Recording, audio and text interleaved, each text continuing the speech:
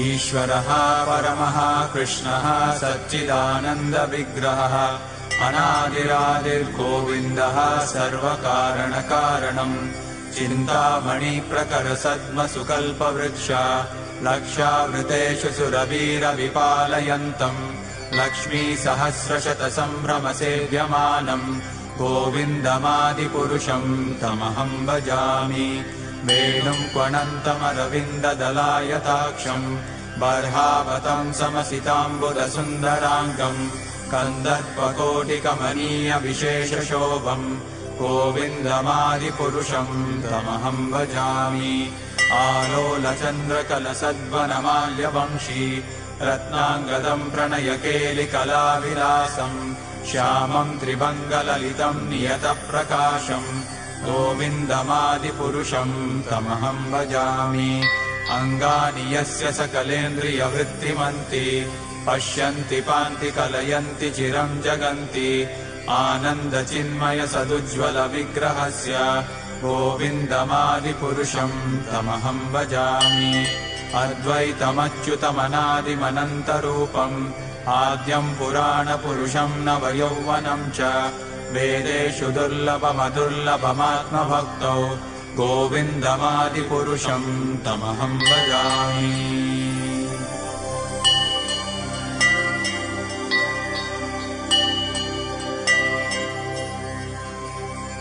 पन्तास्तु कोटिशतवत्सरसम्प्रगम्यो वायोरथापि मनसो मुनिपुङ्गवानाम् सोऽप्यस्ति यत्प्रपदसिम्न्यविचिन्त्य तत्त्वे गोविन्दमादिपुरुषम् तमहम् भजामि एकोऽप्यसौ रचयितुम् जगदण्डकोटिम् यच्छक्तिरस्ति जगदण्डचयायदन्तः अण्डान्तरस्थपरमाणुचयान्तरस्थम् गोविन्दमादिपुरुषम् तमहम् भजामि यद्भावभावितधियो मनुजास्तथैव सम्प्राप्य रूपमहिमासनयानभूषाः सूक्तैर्यमेव निगमप्रतितैस्तुवन्ति गोविन्दमादिपुरुषम् तमहम् भजामि आनन्दचिन्मयरसप्रतिभाविताभिः ताभिर्य एव निजरूपतया कलाभिः गोलोक एव निवसत्यखिलात्मभूतो गोविन्दमादिपुरुषम् तमहम् भजामि प्रेमाञ्जनच्चुरितभक्तिविलोचनेन सन्तः सदैव हृदयेषु विलोकयन्ति यम् श्यामसुन्दरमचिन्त्य गुणस्वरूपम् गोविन्दमादिपुरुषम् तमहम् भजामि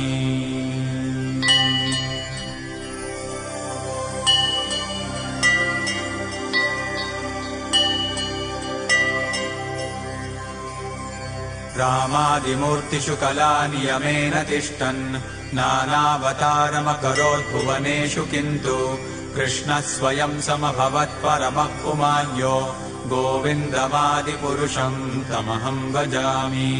यस्य प्रभा प्रभवतो जगदण्डकोटिकोटिष्वशेषवसुधादिविभूतिभिन्नम् तद्ब्रह्म निष्कलमनन्तमशेषभूतम् गोविन्दमादिपुरुषम् तमहम् भजामि माया हि यस्य जगदण्डशतानि सूते त्रैगुण्यतद्विषयवेदवितायमाना सत्त्वावलम्बि परसत्त्वम् विशुद्धसत्त्वम् गोविन्दमादिपुरुषम् तमहम् भजामि।